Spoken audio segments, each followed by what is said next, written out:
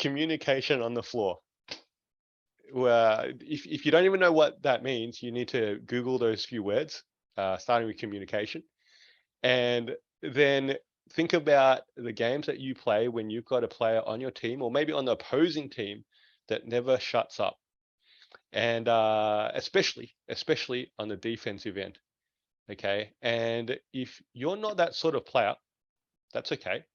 We're not all Mr. Never Shuts Up on the floor. But are you doing enough communication in a game to help your teammates? And that's an area where, as coaches, as a coach, I really don't see very much of.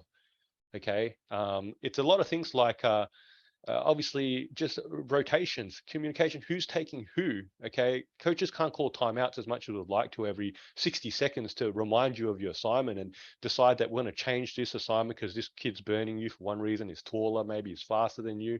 But you got four other guys on your team out there that are all wearing the same uniform as you, that you guys can probably figure this out yourselves, especially when you're a bit older and at a higher level, that hey mate, this kid's a bit taller than me, but he's probably a better size for you. How about this kid here?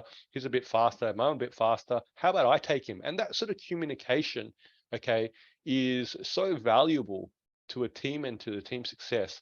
Okay, that if you can be willing to and learn to communicate with your teammates and your coaches, all right, in ways that help you achieve the goal, whether that's a defensive stop or offensive basket, okay, that's going to be a huge asset for you to be able to take your game to the next level.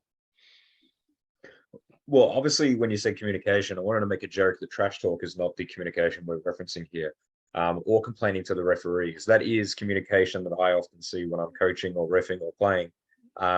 But yeah, you're totally right. It's the defensive side of things, or even the offensive side as well. We always think that we've got to be silent, right? Oh, I'm going to get a steal or a block if I don't reveal my location by saying anything out loud. It's not how it works at all. In fact, there's a level of intensity and chemistry that's built instantly by being a communicator on the team or having a full team of communicators as well. I know when I've played, even just locally, for example, you'll come up against a team and that team all of a sudden is calling out switches, screens, open man in the corner, watch the shooter, etc. And all of a sudden you realize in that moment, well, this team isn't a pushover, right? Because they're kind of traits and skills of players who understand the game of basketball, but also are invested in winning.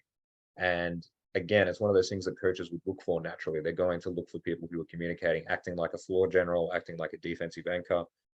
If we had to do an NBA comp as well, listening to players talk about Draymond Green, or even just listening to some mic'd up sessions from Draymond Green, the amount of instruction that he's giving his teammate to assist them is huge. And so even though he's not a box score, I can't think of the word at this point, superstar, he's constantly directing his teammates, constantly pushing them in directions or helping them out. And that inadvertently is helping the team get better. And I think, if you're doing a tryout, if you're doing something at an elite level, you want to be able to perform at your best. And so if you're doing something for your teammates and then it creates a culture where they do it for you, it's kind of an everyone's winning situation. It's not just about the one game and the win that may occur.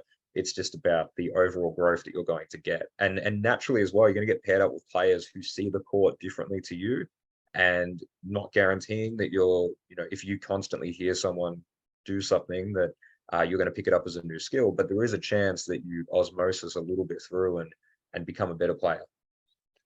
Hey, you talked about communication there in regards to like screens and stuff like that. And I'll be honest, when I play games, it can be challenging to be able to pick those situations sometimes, especially in a high pace, high level game and stuff like that. So I think the starting point for communication, let's say talk about say 10 or 12-year-olds, okay, is simply taking the feedback that you acquire in the game and sharing with others on your team. And it's going to be simple as this kid number 10 on the other side, he's left-handed. Okay. He's left-handed. I've noticed he's left-handed. So let's try to push him to the right side. Let's see if he's got a right hand, like we were talking about. Okay. And that sort of situation. So then now you share that information. Maybe another player on the other team has hit one or two threes. Okay. And you've come off the floor and you share, and everyone probably spotted this, but you can share that with that player that you slapped hands with. Don't forget this guy's a shooter. Let's make sure we close up that space. We're not going to give him another three. Okay. Because again, it's just little pieces of information that you can share and communicate within your own team to your coaches and to your teammates that really, like I said earlier, can really help your team be successful. And that's a highly valuable asset.